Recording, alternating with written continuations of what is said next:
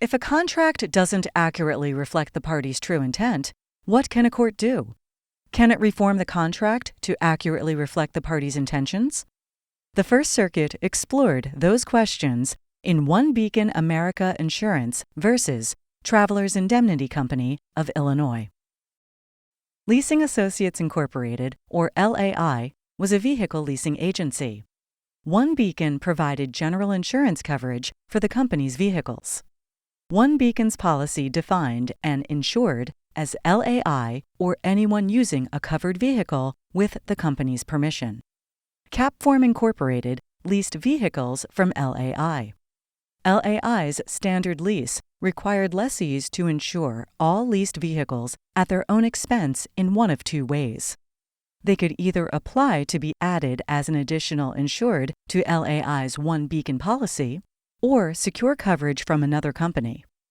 Capform insured its leased vehicles through Travelers. It didn't apply for coverage with OneBeacon. A Capform employee driving an LAI vehicle struck and injured a pedestrian. Travelers defended Capform in connection with the incident and settled the claim for $5 million. Travelers learned about the OneBeacon policy and demanded that OneBeacon contribute the single occurrence policy limit of $1 million to the settlement. OneBeacon refused and filed a diversity action against Travelers in federal district court. It asked the court to declare that Capform wasn't covered under its policy, or, alternatively, to reform the policy to accurately reflect the party's intent that the policy didn't cover LAI lessees that secured coverage from another company. The parties cross-moved for summary judgment.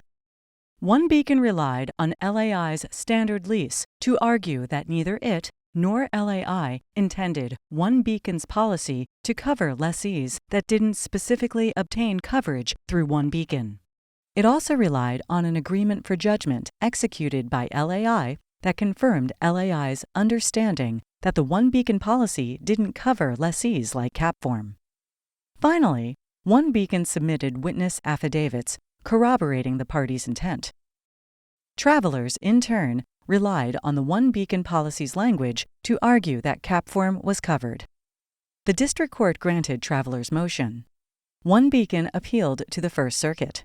It conceded that the language of its policy could be read to cover Capform, but argued that the policy should be reformed to accurately reflect the party's intent.